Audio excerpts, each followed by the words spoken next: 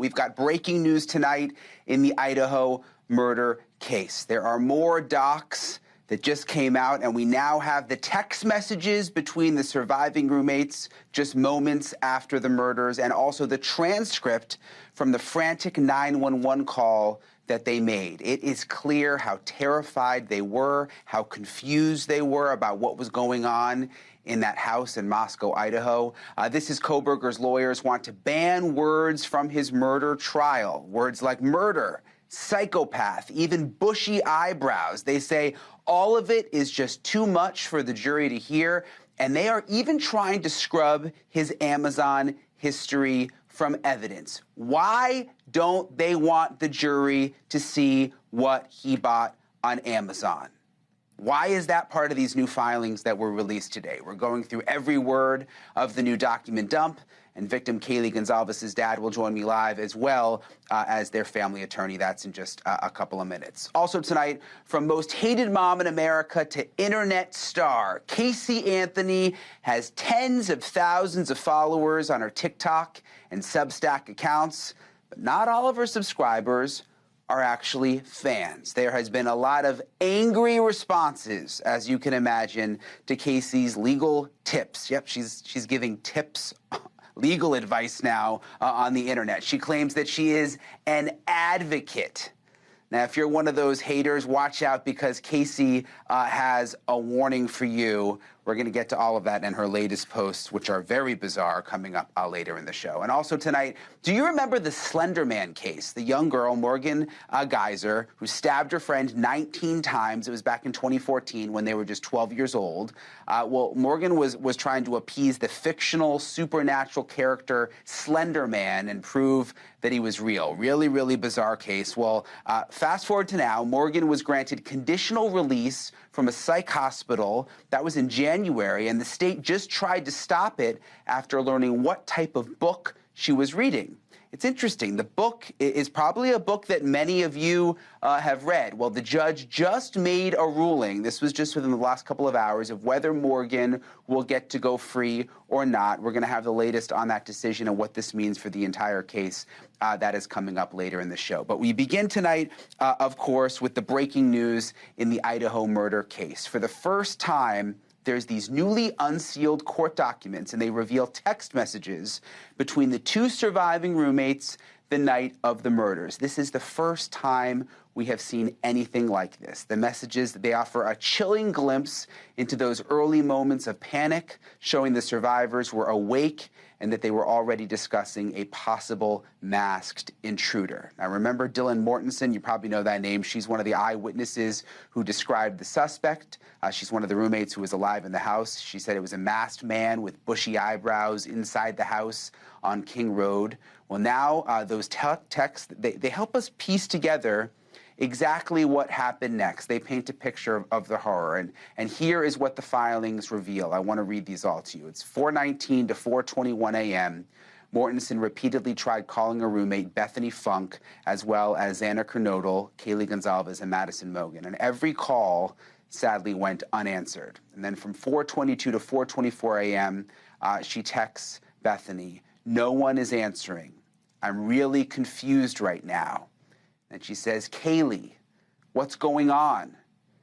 "Yeah, dude, WTF. Xana was wearing all black. I'm freaking out right now. No, it's like a ski mask almost. STFU. Shut the F up. Actually, like he had something over his forehead and mouth. I'm not kidding. I am so freaked out. So am I," Bethany said to Dylan. "My phone is going to die. F." And Bethany says to Dylan, "Come to my room. Run. Down here." You imagine what they were seeing and feeling. The filings also reveal that Mortensen spent the night in Funk's room, which that is new. Then at 10:23 a.m., so fast forward, remember this was like 4 a.m., now we're going to 10:23 a.m., she sent additional texts to Kaylee Gonzalez. She said to Gonzalez, "Please answer. And then she said to Gonsalves and also Mogan, she texted them both and said, "Are you up?" Now, just before noon, an unnamed person used Bethany Funk's phone to call 911. Think about the timeline. Text started at 4 a.m., then 10 a.m., now we're at noon, and the 911 calls. And the transcript of that frantic call has also now been unsealed for the very first time. Not the recording, but we have the transcript. Some of it's redacted, but we have most of it. I'm going to read it to you now. It is a bit confusing because we don't know exactly who is saying what. But bear with me. I'm going to read you the entire thing because it, again, paints a picture like we haven't seen before. Okay, so 911, location of your emergency. And then she says, "Hi, something is happening. Something happened in our house. We don't know what we have." They ask, "What is the address of the emergency?" 1122. No, don't. "What is the rest of the address?" "Oh, Kings Road." Okay. "Is that a house or an apartment?" And the person, again, we don't know exactly who's talking to the 911 operator, but they say it's a house. "Can you repeat the address to make sure that I have it right?" "I'll talk to you guys. We live at the right, so we're next to them." "I need someone to repeat the address for verification." The address, 1122 King Road. "And what's the phone number that you're calling from? What's your phone number?" This part, of course, is all redacted. "What's the rest?" They also redacted this part of it. "Okay, and tell me exactly what's going on." One of the roommates who's passed out, and she was drunk last night, and she's not waking up." "No, we saw..." And then the 911 operator says, "Okay." "Oh, and they saw some man in their house last night." "Yeah. Hi. And are you with the patient?" "Okay, I need someone to keep the phone, stop passing it around." So what's happening here is they're passing the phone to different people in the house who are all talking to the 911 operator. Can I just tell you what happened pretty much? What is going on currently? Is someone passed out right now? "I don't really know, but pretty much at 4 a.m. "Okay, I need to know what's going on right now. If someone is passed out, can you find that out?" "Yeah, I'll come. Come on. We got to go check, but we have to. Is she passed out?" "She's passed out. What's wrong?" So the roommates are looking at Kaylee Gonsalves right here. "Dispatching Moscow Law Ambulance for," and then they say, "She's not waking up." And then you've got the 911 operator on consciousness, 1122 King Road, 70 is en route. "Okay, one moment, I'm getting help, started that way." "Okay, maybe." And then there's a part of the call that's unintelligible. They say the address again, 1122 King Road. "All ambulance respond for unconsciousness, 1122 King Road." "I copy." Part of the call, again, hard to understand. 58 multiple RPs on the phone advised, saying the roommate on scene is passed out and not waking up. Believe she got drunk last night, and about a male being in the room with them. Some of it's unintelligible here, being around. That one I copy about 20-year-old female unconscious trying to get further. Copy. Yeah, it's, and then Evan, I'm not sure what that part means. Okay, and how old is she?" "She's 20. 20, you said?" "Yes, 20. Here, do you want to talk to EM? "Okay, hello. "Okay, I need someone to stop passing the phone around because I've talked to 4 different people." Again, this is why it's confusing. The roommates are apparently passing the phone around to talk to the 911 operator. "Okay, sorry, they just gave me the phone. Is she breathing? Hello. Is she breathing? No. Okay." And then they've got someone en route. "I need you to talking to them, okay? I can't talk to them. I need you to talk to them." "Okay, hello. Okay, I have already sent the ambulance and law enforcement. Stay on the line. Okay. If there is a defibrillator available, send someone to get it now and tell me when you have it. Units responding." Again, part of it's not easy to understand here. "The patient is not conscious, not breathing." "Okay, if there's a defibrillator available, send someone to get it now and tell me when you have it." "We don't have one," they say, "unconscious, not breathing." "Do you have a defibrillator?" "Yes, we have one." "But are you talking to the officer?" "Yes." So at this point, the officer has now arrived on the scene. "Okay, I'm going to let you go. He's there with you and can help you."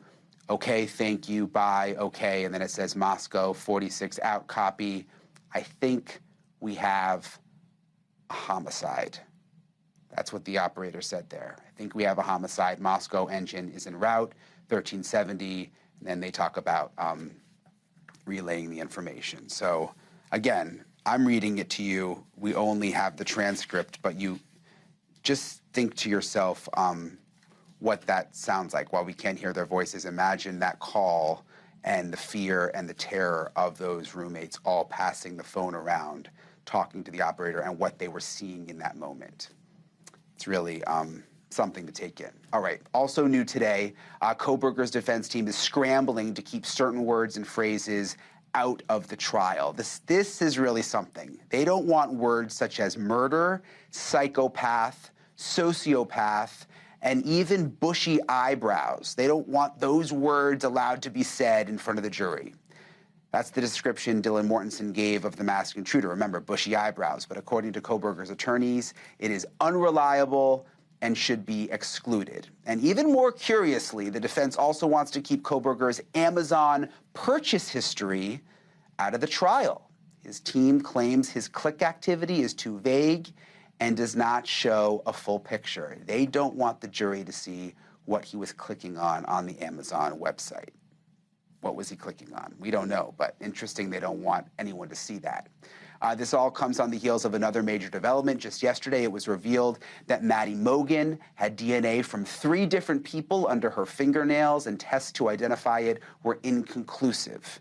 The defense wants that thrown out as well. They're arguing, and I quote here, it might allow the jury to infer that inconclusive data would mean that Kohberger might be included. So there was a lot of new information that came out today. There was a lot of new information yesterday. These documents continue to be released now for the first time. I want to bring in now Steve Gonsalves, who lost his daughter Kaylee in the King Road massacre, and we are also joined by the family's attorney, Shannon Gray. Steve and Shannon, it's always nice to see you. I'm sorry to have to read all of that right before going to you. I know that can't be easy. I'm curious, Steve, did you get any kind of heads up that this would be released late today? No, we didn't hear a word, and my wife has said from the very beginning when hopefully the 911 never came out, and if it did come out, at least she would have, be some prepared. She has a counselor, she has people she could talk to. There's certain things that coping mechanisms. So we'd like for the advocate or somebody to kind of let us know what's going on, rather than nothing personal, but having the media tell you is probably not the same as having somebody that, that you've learned to have a relationship and you trust and you've worked with. So yeah, we're finding out just like everyone else. So it's a bit rough. Yeah, I'm so sorry. And I remember that you had a meeting with them months ago, and I thought they were going to sort of give you guys a heads up when things were going to be released publicly, and I guess that didn't happen in this case, which is unfortunate. Is there anything, Steve, that, I mean, obviously the horror is what stands out to me, but was there anything in the text of the text messages or the call that really struck you?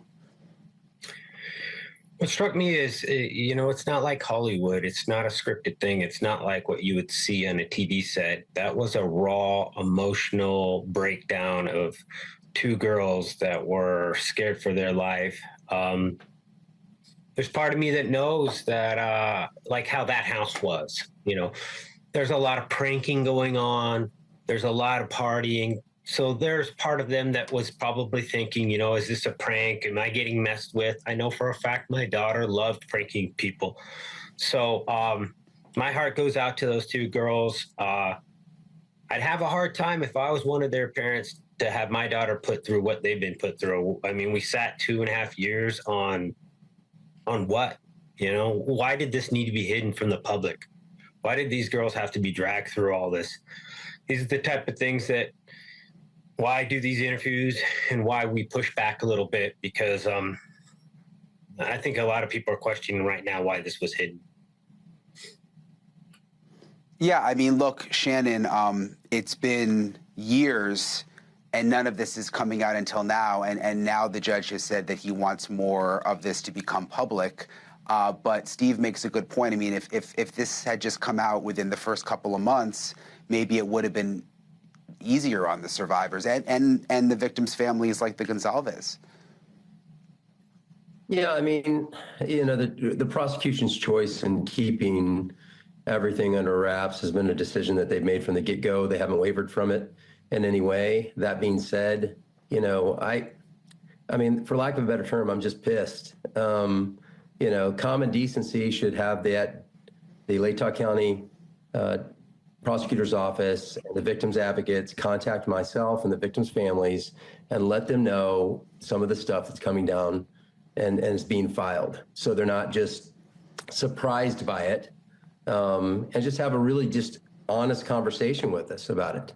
But none of that happens. And I'm frustrated and I'm pissed for myself and the family that I don't have a chance to explain those things to them, to give them a little bit of a heads up on, hey, these motions are filed this way and they may or may not be successful. If it is successful, who cares? Doesn't affect the case in some way, or my opinion on whether or not those motions might be filed or might be successful or not. But it's just really, really frustrating. And I know Steve and Christy are frustrated by it, but I'm the one that gets to say, I'm pissed, and I'm pissed for everybody. So.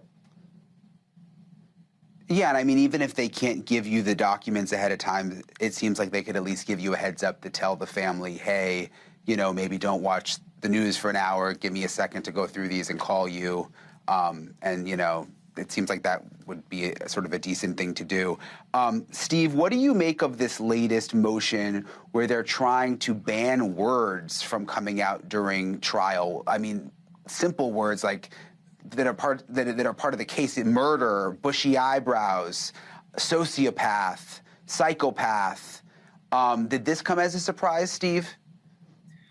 Yeah, I thought they'd have a sadistic on there from the profile that I know that they've made of him.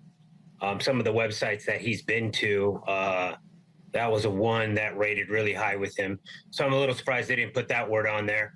But when you're super desperate, you really have nothing, you attack words and simple things like that. I mean, they're really done. I mean, their client has left so much evidence that they've got to attack words. So I guess it's a sign. It's a sign of what's to come. And hopefully the state and prosecution is strong enough to see this all the way through and not give in to the desperation that's about to come and the plea deals that they're going to try to negotiate for. Yeah, you talk about not giving in, and they've tried over and over again to get the death penalty thrown out. You've said in the past you would never go for a plea deal. Do you still feel that way? I mean, even though it would alleviate a trial and everything that you and the family would have to go through?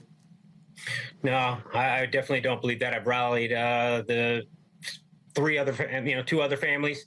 So there's three of us total. So yeah, we're standing solid on one thing. This person, this courtroom, this defense, they've put us through the ringer. They've made us leave our own community. They've made us travel all across the state that we live in. We have to get on an airplane. It's very hard. They've done everything to make this absolutely the hardest on us. So when you make those decisions, you should be held accountable for those decisions. And again, this person isn't from the state of Idaho. This is an outsider who came to our state to wreak havoc. And I don't know why we would ever give somebody like that, who kills somebody while they're asleep in their beds, getting an education, why we would give that person a break. Yeah, and I guess we'll see how that develops. I mean, we know that hopefully they would consult with you and the other families before making any kind of decision about a plea deal. Just the last thing, Shannon, I'm curious what you think. This came out yesterday about them now saying that Brian Kohberger is on the autism spectrum and that should somehow come into play now in terms of him not getting the death penalty. Were you expecting that to come into all of this, Shannon? Everything that you get on the fly, we get on the fly. So we had no idea about an autism diagnosis until the filings that came across. We didn't have any idea about, some of the other things in the motions, the text messages, the 911 call. Nothing has been shared with the family, with the defense. Once again, might be a good reason to maybe give us a call or shoot us an email just to say some of these things are to be coming down the road. Hey, don't worry about it. hey, we've got it covered. These are the issues. This is the things we want to address. There's victims' rights statutes that are put in place for a reason. And it's not for them to just kind of stonewall the victims' families because they want to. And we really feel, like a lot of this stuff that was filed and the things that they've all been a surprise. So maybe in the future, fingers crossed, tie a knot, tie a bow, hang a lucky charm around your neck, that maybe we get a phone call or an email that maybe gives us a heads up about what's going on in the case, rather than watching it on the news the next morning when it pops up on the calendar. Yeah, and unfortunately, this isn't the first time we've had this conversation about you guys being surprised by something. Steve and Shannon, I really appreciate you coming on. Steve, as always, the way you advocate for your daughter and the other families, I think it really says a lot. So appreciate you very much. Good day. So about a week and a half ago on the outskirts of Denver, a homeowner checked his security cameras and saw something that he should not have seen. Two people in a vacant home that he had put up for sale. Didn't make sense to him. So the man called police, and the deputies who went to that house, they were looking for trespassers. Well, they found something that they totally did not expect. Two kids sitting in a car alone.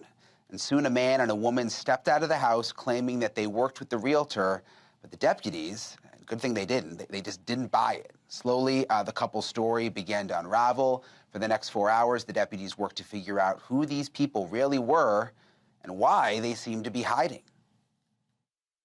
He has probably that person's ID. But we don't know because there's no picture. Yeah. Well, let's But see then when he it has was. the Georgia driver's license.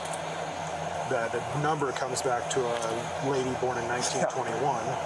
The name. Oh, yeah. It's a lady, nonetheless. Yeah, born in 1921. I'm a deputy in Douglas County, Colorado, and I'm out with a vehicle, and when we run its VIN number, it shows as belonging to y'all. Is there a manager or somebody I could talk to? Interesting. It's a 19 warrant, updated in 23. So they probably. So is this a rental or are they buying? So it's to an alias that they've given us, the dead guy. It's rented. The dead guy that he says he is the one that's got it registered. Okay. And when I pull up the registration, it's that guy's name plus a trust.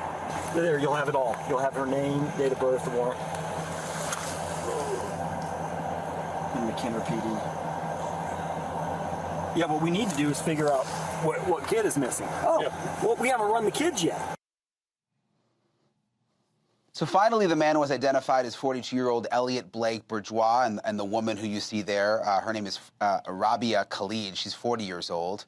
Turned out that they were wanted for kidnapping. The person she allegedly kidnapped was one of the kids in the car, her own 14-year-old son, Abdul Aziz Khan, who'd been missing for 7 years. Think about that. 7 years they were looking for that little boy, half the kid's life.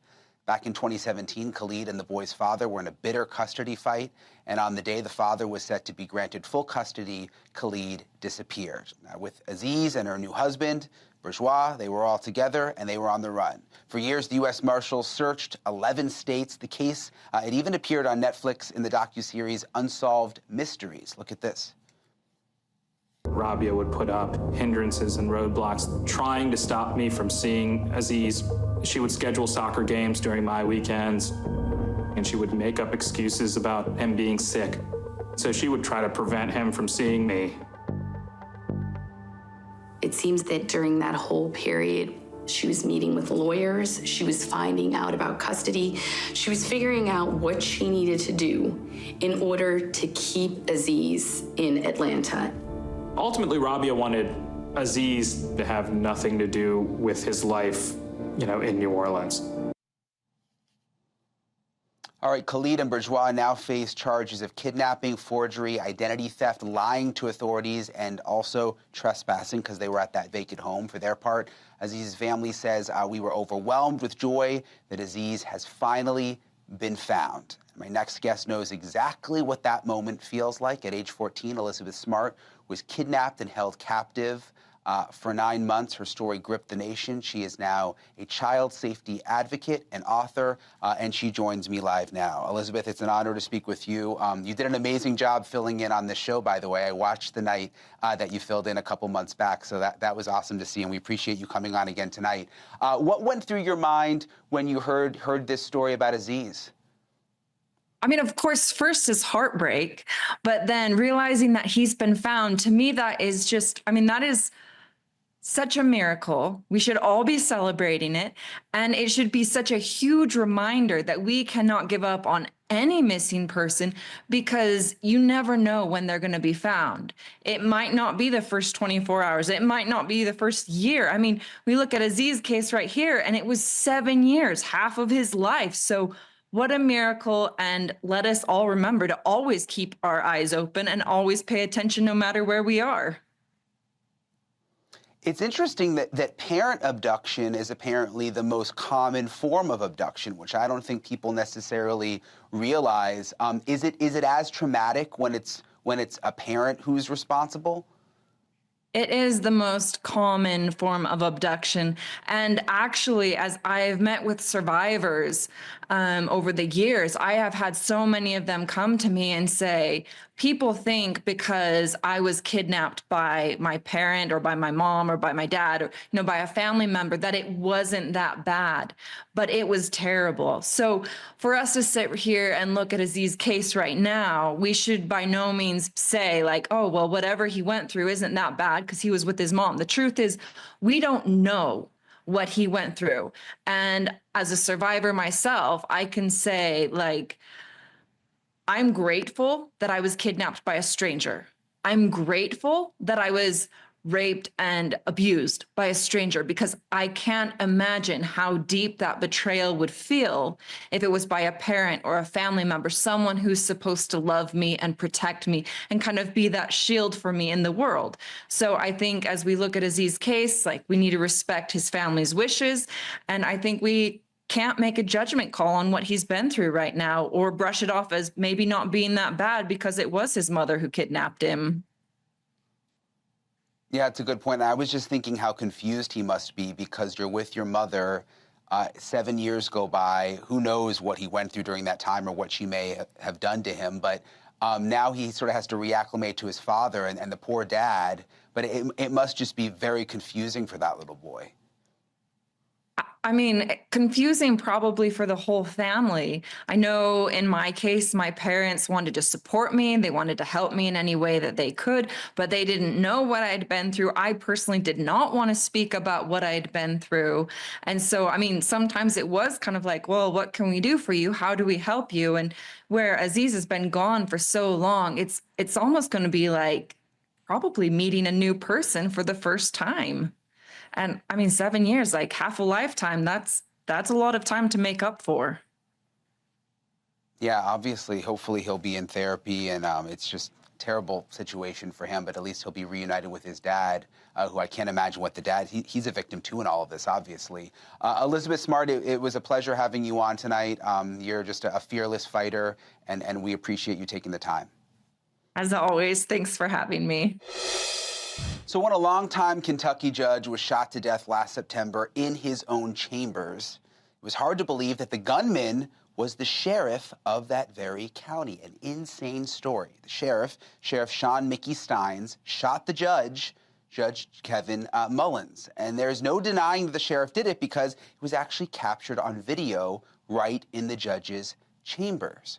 So what could have led to this? Why would, look at this is the video. It's insane, by the way. We obviously pause it, but you see the gun go up. What would lead the sheriff to shoot the judge? Well, it turns out there is a twisted sex scandal in the small Kentucky town involving high-level law enforcement demanding sex from inmates.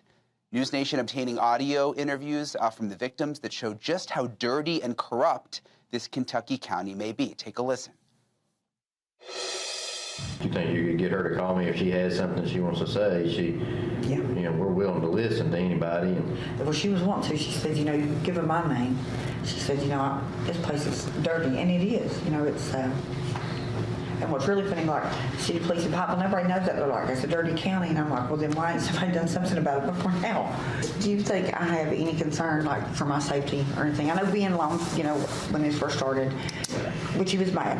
But then there's a little boy that said something. And so, like, my son and ex-husband and the magistrate was like, she better be careful. She's dealing with a dangerous game.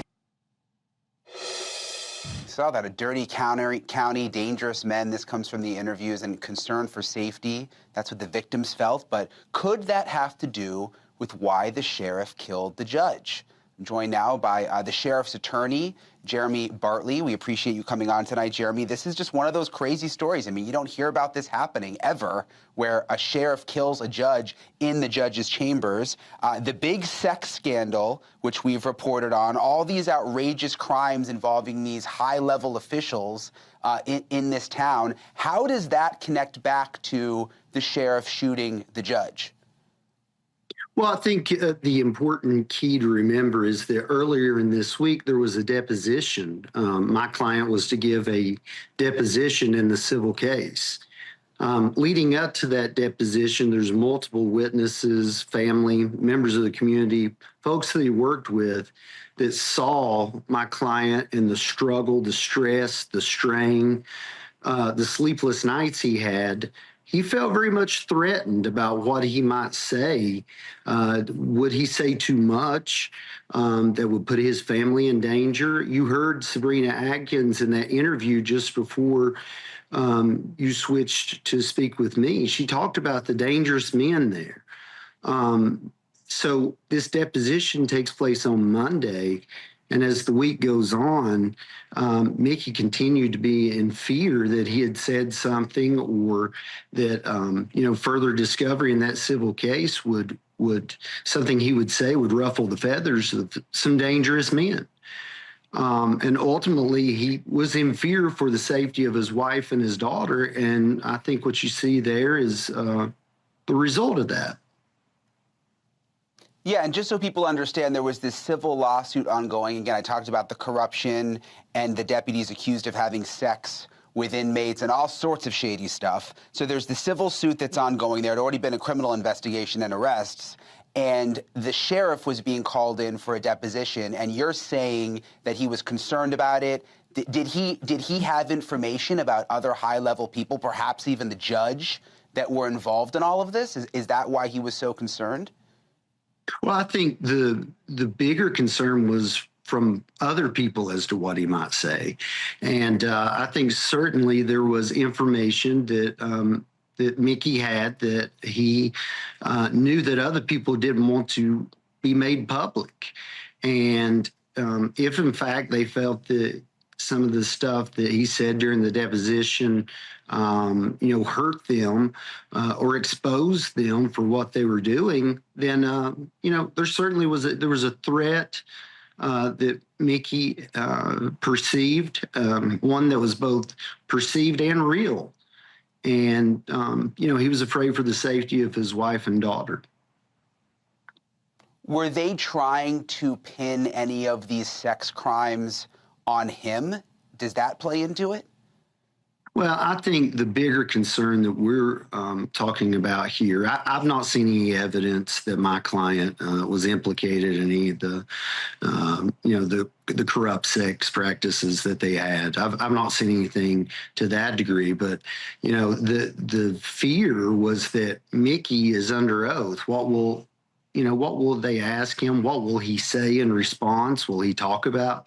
You're talking about a district judges' chambers where there's a live security feed as a result of what was going on back there. That's unheard of. And it just speaks to,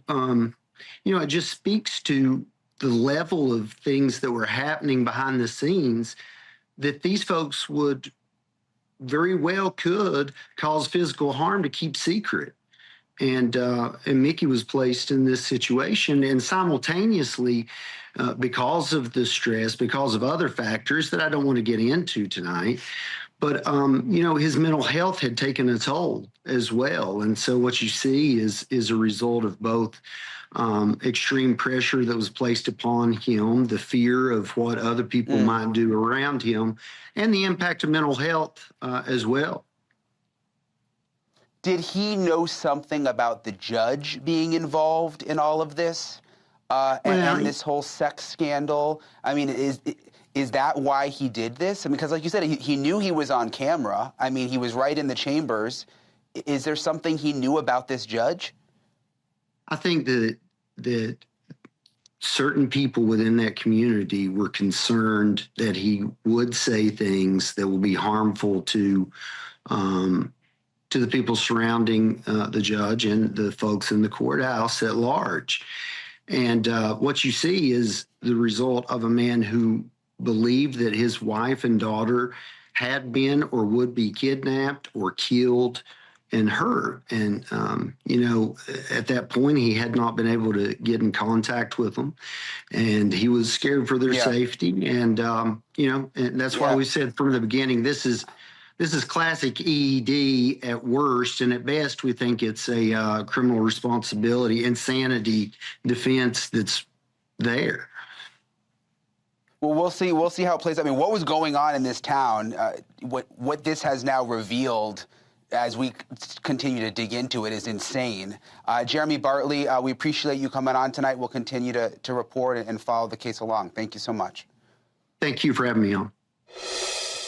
We have some exclusive breaking news on the Menendez front tonight. The former boy band member who says that Jose Menendez molested him when he was just a kid is now telling the Banfield show that it didn't only happen once.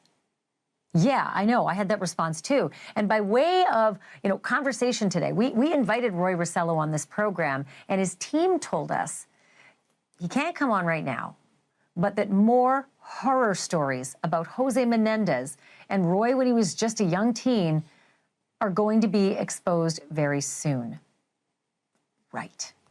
I mean, more. How could it get worse? Roy originally told his story to an author named Robert Rand in 2023. And he said that Jose Menendez molested him in a hotel room. And when he said it, it sounded like it might have only been that time. And I don't mean only. I mean, it might have been that one time, but not many times. His story appeared in the Peacock docuseries Menendez plus Menudo, Boys Betrayed. Take a look at this. Yo no podía reaccionar porque eso me estaba tomando cuenta de mi cuerpo. Me drogaron. Y después de eso, yo amanecí en el hotel. ¿Cómo yo llegué al hotel? Yo no sé. Pero cuando yo fui al baño, I was bleeding.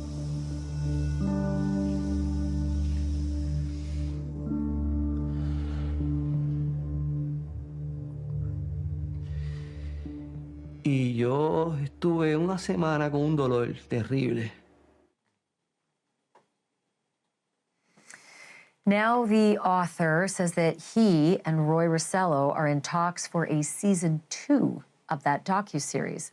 Because since that interview, Rossello has told Rand and his team that he was assaulted a number of times over several years and in different cities and in different countries. Rossello is also speaking out against Los Angeles DA Nathan Hochman, who last month called the sex abuse claims by Lyle and Eric Menendez, quote, untrustworthy. Rossello says, quote, for him, it's untrustworthy, but for me, it is. I was there, and it was not only once. DA Hochman also said that the claims made by Rossello were, quote, inadmissible in Lyle and Eric's bid for a retrial. Rossello hit back, accusing the DA of trying to, quote, cover the mistakes of the past. Chief among them, not accepting that, quote, men and boys are abused as well. Joining me now is the author who brought Roy Rossello's story to light. Robert Rand is an award-winning journalist who wrote the book The Menendez Murders and executive produced the docuseries Menendez plus Menudo, Boys Betrayed. Robert Rand, I was floored by this news today from Rossello's team that he can't talk to you now, but wait for it, because a lot of big stories about Jose Menendez doing more and worse to Roy are about to come out. Do you know more about this? I do. The reason that Roy Rossello can't tell everything he knows right now is because he may be a witness in the habeas corpus petition hearings if Judge William Ryan decides that he wants to hold hearings with witnesses to more closely examine this evidence. And Roy has told me that, in the documentary, the Menendez-Menudo Boys Detroit documentary on Peacock, Roy only told us about one time that he was sexually assaulted by Jose Menendez. And since that documentary, he talked about another time where he was assaulted by Menendez before and after a concert at Radio City Music Hall in an affidavit that's part of the habeas. And since then, he's shared with me that these assaults went on for several years in many different places around the world. Was it a regular modus operandi? Was it random? Like, what specifically was Jose Menendez allegedly doing in these other instances? And I don't mean specific to the assault itself, but just making sure these attacks could happen. Well, one thing that happened was that Jose Menendez went on tour with Menudo for 3 weeks in Brazil in the fall of 1985. And that's very unusual. I've learned through other people in the music business, the head of a major record label never goes on tour with one act for more than 1 or 2 nights. And during this 3 weeks that Jose Menendez was part of the tour, the members of Menudo were being dressed in drag and makeup after the shows. They were given drugs and alcohol. And if you were a friend of Edgardo Diaz, the creator and manager of Menudo, you were allowed to pick your favorite member of the band and take them back to your room. So there's a lot that went on during that tour, and that's just one tour for 3 weeks. I mean, just the notion of what you're saying, it's unfathomable. And Robert, do we know if any of the other members of Menudo plan to come forward, if they have similar stories, or if they have similar stories and they don't want to come forward? What have you been able to find out? We had a team of investigative reporters that was working on this documentary. And we know, we've obviously focused in on all of the members of Menudo when when Jose Menendez was head of RCA Records. And we've spoken to most of them off the record. It's very difficult for a sexual abuse survivor to come forward and reveal this secret. Many people take these secrets to their graves. And Roy Rossello is a hero for coming forward. And, I was at the news conference with D.A. Hockman on February 21st, and his dismissal of the Menudo evidence was really a slap in the face to sexual abuse survivors everywhere. And I was very encouraged when 5 days after Hockman's news conference, Governor Gavin Newsom came forward and said, we need to do a risk assessment about the Menendez brothers, determine if they would be a risk to the people of California if they are released. And I think that's extremely encouraging. And here we are. This week is the 35th anniversary of when Eric and Lyle Menendez were arrested and charged. Right. And there's new hope. I'll tell you what, Robert, I understand what D.A. Hockman was doing, and it's a legal thing only. It's not about I don't care about Roy Rossello. It's more just about the legal defense and the technicality of what self-defense requires, not something that he may very well believe, Roy Rossello, he may very well believe Lionel and Eric were molested by their father, but then it gets right to the moment of the murders and whether self-defense in that moment. And that's where I understand what Hochman was saying, but I want you to tell me something else that I found shocking. The way you landed upon this story in the first place was that you interviewed Jose Menendez's, was it personal assistant? And that person revealed something kind of astounding, especially in light of what we're knowing now, that this was a repeated crime.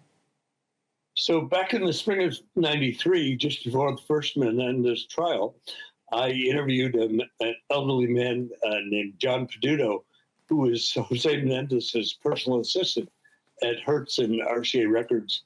And every conversation I had with him, he kept bringing up that Jose was obsessed with the boy band Menudo and the singer Ricky Martin. And so the first couple times it just blew by me. And when he brought it up the third, fourth, and fifth time, I thought there has to be something going on here. And that's what started me on the investigation of Menudo back in 1993. You should get a Pulitzer for this, the amount of information that you've uncovered and the effect that it could have on this case. Honestly, maybe not on habeas, but I think on just the public perception and how that plays into potential politics, which plays into, as we all know, what happens in the governor's office, what happens in the DA's office. Robert Rand, come back soon, please. Okay.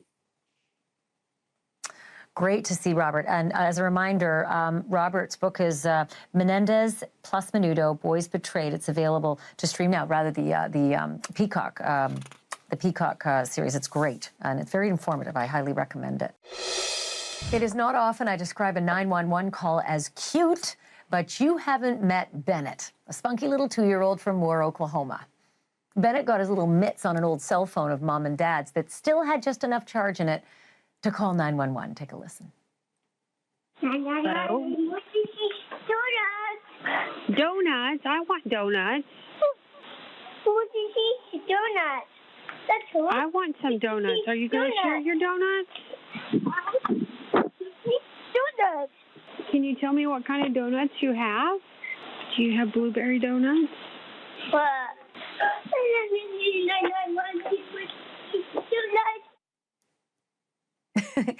And how did Moore, Oklahoma's finest respond to Bennett's emergency? Well, with a special delivery, of course. How are you guys? Hi. How are you? Well, we brought you some donuts. Yes. Okay. You called us about donuts. We came to give you some donuts. Yeah. Good. We even got blueberries. Whoa. They're awesome.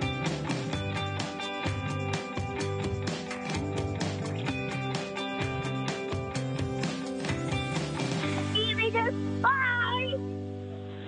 Have a sweet day. Boop. Cue the public service announcement. Old phones can still call 911 whether they have service or not, as long as they have some charge. And if you were above the age of 2 and place an emergency call for a straight-up non-emergency, do not expect the police to show up at your door with donuts. Thanks for watching. Go to joinnn.com to find NewsNation on your screen. And don't forget to click the red subscribe button below to get more of NewsNation's fact-driven, unbiased coverage.